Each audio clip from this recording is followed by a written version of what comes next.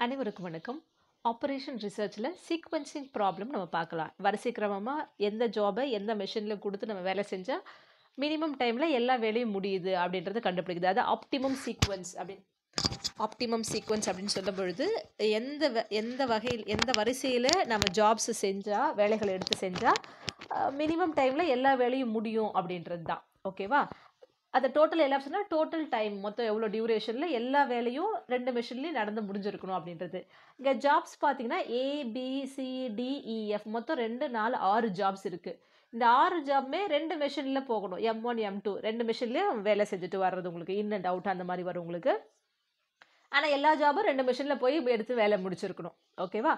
So முதல்ல நம்ம optimal sequence எந்த எந்த எந்த ஜாபை முதல்ல எடுத்து பண்ணுறது அப்படின்னு நம்ம பார்க்கலாம். இங்கே டைம் பாருங்கள். இங்கே கொடுத்துருக்குறது டைம் தான், டியூரேஷன் எவ்வளோ. ஏ ஜாபை வந்து M1 மிஷினில் செய்கிறதுக்கு ஆகிற நேரம் 8 மணி 8 யூனிட்ஸ் டைம் யூனிட்ஸ். அது மினிட்ஸா செகண்ட்ஸா இல்லை ஹவர்ஸான்னு கொடுக்கல, டேஸான்னு கூட கொடுக்கல. ஓகே, ஜஸ்ட் ஒரு டைம் யூனிட்ஸ் நம்ம எடுத்துக்கிறோம். அப்போ ஏ ஜாபை மெஷின் 1ல் செய்கிறதுக்கு 8 யூனிட்ஸ் ஆகுது. அப்படி 8 டைம் யூனிட்ஸ் ஆகுதுன்னா மெஷின் 2ல் செய்கிறதுக்கு 12 யூனிட்ஸ் ஆகுது, 12 டைம் யூனிட்ஸ் ஆகுது. பிக்கு வந்து அதே போல் மெஷின் 1ல் 16 டைம் யூனிட்ஸ் ஆகுது, மெஷின் 2ல் 6 டைம் யூனிட்ஸ் ஆகுது. அதே போல் சிக்கு 6 14, டிக்கு 12 4 14 16 10 8. இப்போ இதில் இருக்கிறதுல எது மினிமம் டைம்னு பாருங்கள், 4. அப்போ எந்த ஜாபுக்கானது? டி ஜாபுக்கானது. இந்த 4 எங்கே இருக்குது? மெஷின் 1ல் இருக்கா, மெஷின் 2ல் இருக்கா? மெஷின் 2ல் இருக்குது. அப்போ மெஷின் 2னா நம்ம இந்த ஆப்டிமல் சீக்வன்ஸ் கண்டுபிடிக்கிறதுக்கு 6 ஜாப் இருக்குல்லையே, 6 பாக்ஸ் போட்டுக்கிறோம். ஓகே, இப்போ முதல்ல டைம் எது மினிமம் கண்டுபிடிச்சோம் இல்லையா, இந்த 4 தான் மினிமம். இது மெஷின் 2ல் இருக்குது. மெஷின் 2ஆக இருந்தாலே இந்த பாக்ஸில் ரைட் சைடில் கடைசியிலேருந்து நம்ம ஃபில் பண்ணிட்டு வரணும். அதுவே மெஷின் 1ல் இருந்தால் இந்த லெஃப்ட் சைட்லேருந்து நம்ம ஃபில் பண்ணிட்டு போகணும். ஓகே, இப்போ 4 இருக்குது. அப்போது இது M2ல் இருக்கிறதுனால ரைட் சைடில் நான் ஃபில் பண்ணுறேன், ரைட் சைடில் இங்கே நான் ஃபில் பண்ணுறேன்.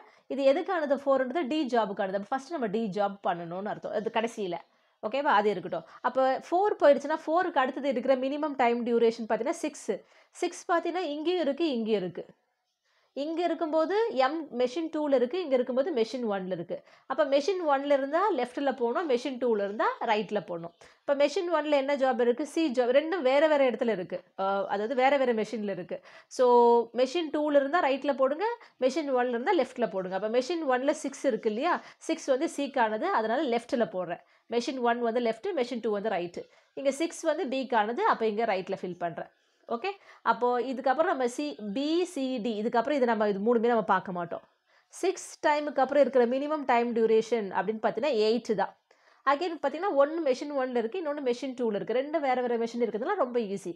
அப்போ மெஷின் 1 இருந்து எங்கே போகணும்? லெஃப்ட்டில் போகணும். மெஷின் 1ல் இருக்கும்போது ஜாப் ஏ. ஓகேவா? இங்கே மெஷின் 2ல் இருக்குது, அப்போ ஜாப் எஃப். ABCD எஃப் போட்டோம். அப்போ இ தான் மிஸ் ஆகுது, அடுத்து இருக்கிறது இ. ஆப்வியஸாக நம்ம போட்டுற வேண்டியது தான். அப்போ ஃபஸ்ட்டு சி ஜாபை பண்ணணும், அடுத்து ஏ, அப்புறம் இ, அப்புறம் எஃப், அப்புறம் பி, அப்புறம் டி. இதுதான் நமக்கு ஆப்டிமல் சீக்வன்ஸ்னு அர்த்தம்.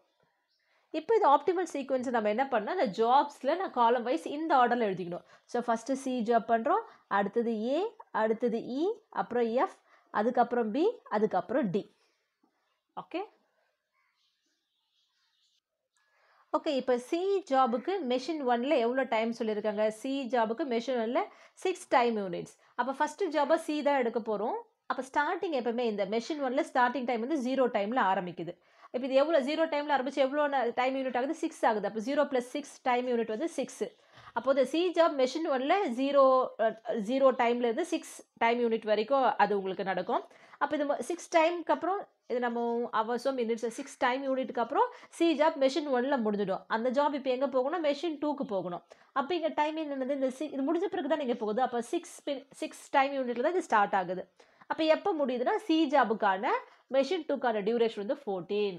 அப்போ 6 + 14 இங்கே வரும்போது 20 வரும். அப்போ சி ஜாப் மெஷின் 1லேயே நடந்துச்சு, மெஷின் 2லேயும் நடந்துச்சு. ரைட்டா? இப்போ அடுத்தது நம்ம என்ன பண்ணோம்? ஏ ஜாப் எடுக்கணும். ஏ ஜாப் எங்கே ஒர்க் ஆகுது? மெஷின் 1ல் தான் போக போகுது. அப்போ 0 to 6 டைமில் வந்து டைம் யூனிட்ஸில் வந்து உங்களுக்கு மெஷின் 1ல் சி ஜாப் நடக்குதுன்னா முடிச்சிட்ட பிறகு இது உடனே அடுத்த ஜாப் எடுத்துக்கும். அடுத்த ஜாப் அப்போ எந்த நிமிஷத்தில் எடுத்துக்கும்? நம்ம இதை மினிட்ஸ்னு இப்போ சும்மா வச்சுக்கலாம். 6th மினிட்ஸில் எடுத்துக்கும். அப்போ இங்கே டைம் ஏ ஜாபுக்கான டைமிங் வந்து 6ல் உங்களுக்கு என்ன ஆகும்? அப்போது ஏ ஜாபுக்கான மெஷின் 1க்கான டைம் வந்து 8.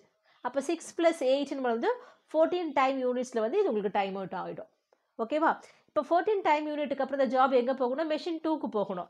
ஆனால் 14 டைம் யூனிட்ல மெஷின் 2 ஃப்ரீயாக இருக்கான்னு பார்க்கணும் முதல்ல. நம்ம இந்த ஜாப் வரதுக்காக இது அந்த செஞ்சிருக்க ஜாபை பாதியிலே விடாது. கரெக்டா? அப்போ 6 to 20 டைம் யூனிட்ஸ் வரைக்கும் மெஷின் 2 எந்த வேலையை செஞ்சுட்டு இருக்கோம், சி ஜாபை செஞ்சுட்டு இருக்கோம். இப்போ 20க்கு அப்புறம் தானே அடுத்த ஜாப் எடுக்க முடியும். அப்போ இந்த ஏ ஜாப் வந்து வெயிட் பண்ணிட்டு இருக்கோம், ஜஸ்ட் இருக்கும்.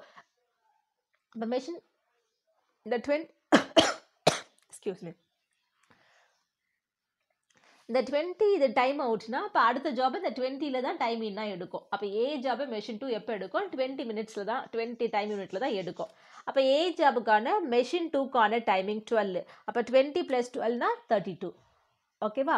இப்போ என்ன பண்ணணும், இங்கே இ ஜாப் வந்து இப்போ மெஷின் 1 எடுக்கும். இப்போ மெஷின் 1 எப்போ எடுக்கும், இங்கே 14 மினிட்ஸில் தான் உங்களுக்கு வந்து ஏ ஜாப் கம்ப்ளீட் ஆகிருக்கும். முடிஞ்ச அடுத்தது இது எடுத்துக்க ஆரம்பிக்கும். அப்போ 14 தான் இதுக்கு டைமிங். அப்போ இ ஜாபுக்கான மெஷின் 1க்கான டைமிங் 14. அப்போ 14 + 14 தான் 28ல் தான் இந்த ஜாப் M1ல முடிஞ்சிருக்கும். 28 முடிச்சோன்னே இந்த ஜாப் எங்கே போகணும், மெஷின் 2க்கு போகணும். ஆனால் 28 டைமில் வந்து மெஷின் ஃப்ரீயாக இருக்கா, இல்லை. ஏன்னா 22 32ல் ஏ ஜாப் தான் அதில் ரன் ஆகிட்டு இருக்கும். அது முடிஞ்ச பிறகு தான் இந்த ஜாப் எடுக்கும். அப்போ எப்போ எடுக்கும் இந்த ஜாபை, 32ல் தான் இந்த ஜாபை இது எடுக்கும். அப்போ எப்போ முடிக்குது இந்த ஜாபை, ஈக்கான மெஷின் 2க்கான டைமிங் 16. அப்போ 32 + 16னா 48ல் இது முடிக்குது. ஓகே, அடுத்தது இங்கே இருக்கிறது எஃப். இப்போ எஃப்க்கான மெஷின் 1க்கான டைமிங் 10. ஆனால் இங்கே எப்போ டைம் இன்னும் இருக்கும், இங்கே 28 முடிச்சோன்னா அடுத்த ஜாப் எடுக்க ஆரம்பிச்சிடும். அப்போ இங்கே 28 + 10னா 38ல் இது முடிக்கும்.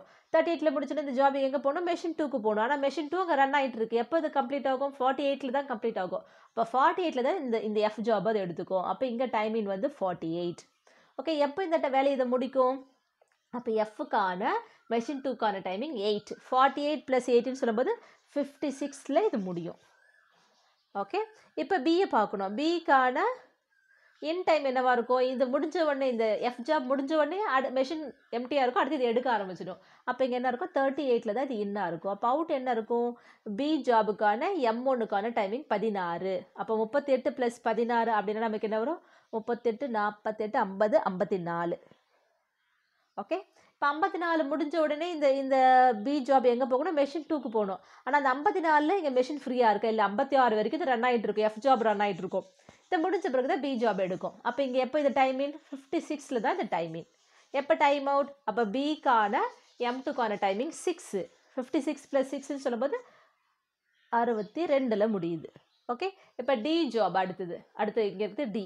இங்கே எங்கே முடியுதோ அதுக்கப்புறம் தான் அடுத்த ஜாபே இது எடுக்க முடியும். அப்போ 54 தான் டைமிங். அப்போ டிக்கான மெஷின் 1க்கான டைமிங் வந்து 12. 54 + 12 நமக்கு என்ன வரும், 66. இப்போ 66க்கு அப்புறம் இங்கே என்ன போகும், ஆனால் இங்கே மெஷின் பாருங்கள், இந்த மெஷின் 2 62க்கு அப்புறமே வேலையை முடிச்சிடும். முடிச்ச பிறகு அடுத்த வேலைக்காக காத்திருக்கோம். ஆனால் இங்கே 66ல் தான் வேலையே முடியுது. அப்போ முடிஞ்ச பிறகு தான் இந்த ஜாப் மெஷின் 2க்கு போக முடியும், பாதியிலாம் போக முடியாது. ஓகே, அப்போ இந்த 62ல் முடிச்சிட்ட பிறகு மெஷின் வெயிட் பண்ணும், சும்மா இருக்கும். 66ல் மெஷின் 1 முடிச்சிட்ட பிறகு இந்த டி ஜாப் மெஷின் 2க்கு போகுதுன்னு அர்த்தம். அப்போ இங்கே டைமிங் 66.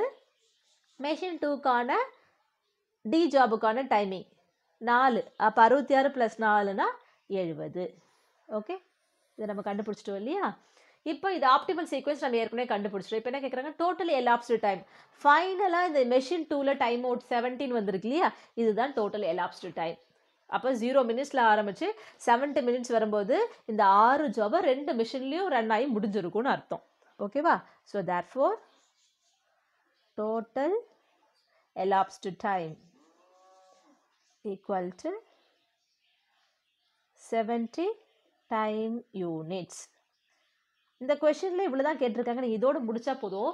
ஒருவேளை இதில் ஐடில் டைம்லாம் கேட்குறாங்க அப்படின்னா நான் அது இதில் இந்த கொஷனை நான் உங்களுக்கு எக்ஸ்ட்ரா நான் கொடுக்குறேன். பட் இந்த கொஷனுக்கு இந்த ஆன்சரோட இதோட முடிஞ்சிடுச்சு. இதோட நம்ம இது கண்டுபிடிச்சல இதோட முடிஞ்சிடுச்சு. ஒருவேளை ஐடில் டைம் கேட்குறாங்க, எவ்வளோ நேரம் மெஷின் சும்மா இருக்குது அப்படின்னு நம்ம கேட்குறாங்க. அப்போ idle time for machine 1, idle time for machine M1. ஓகேவா? இப்போ M1 இங்கே 0 மினிட்ஸில் ஆரம்பிக்குது. 0லேருந்து 6, 6, 14, 14, 28, 28, 38, 38, 54, 54, 66. 0லேருந்து 66 வரைக்கும் மெஷின் 1 பிஸியாக தான் இருக்குது.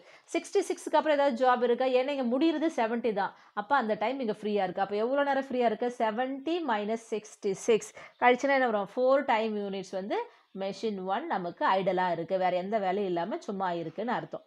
ஓகே, இப்போ ஐடல் டைம் ஃபார் மெஷின் 2.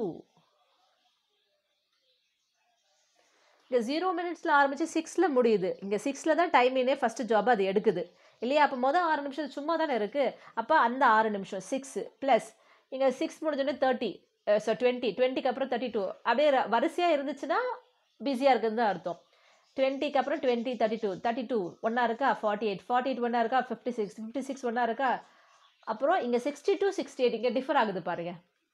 அப்போ இதுக்குள்ளே டிஃப்ரென்ஸ் 66 மைனஸ் 62 அப்படின்னா நமக்கு என்ன வரும்? நான் உங்களுக்காக இங்கே ப்ராக்கெட் போட்டு எழுதுகிறேன். பட் நீங்கள் டேரெக்டாக இங்கே 4நே போட்டுக்கலாம். 66 மைனஸ் 62 அவ்வளோதான். இதுக்கப்புறம் 70 முடிஞ்சிடுச்சு. அப்போ என்ன கிடைக்கும் நமக்கு? 6 + 4 அப்போ 10 டைம் யூனிட்ஸ் வந்து மெஷின் 2 ஐடலாக இருக்குது. ஓகே. ஆனால் இந்த கொஷனில் கேட்டிருக்கிறது ஒன்றும் ஆப்டிமல் சீக்வன்ஸ், இன்னொன்று டோட்டல் எலாப்ஸ்ட் டைம். இதோட நம்ம முடிச்சுக்கிட்டா போதும். இது சில கொஷின் பேப்பரில் இதெல்லாம் கேட்குறாங்க. அதனால் இந்த கொஷினை நான் சொல்லி கொடுத்துட்டேன். அடுத்த காணொலியில் சந்திக்கலாம். நன்றி, வணக்கம்.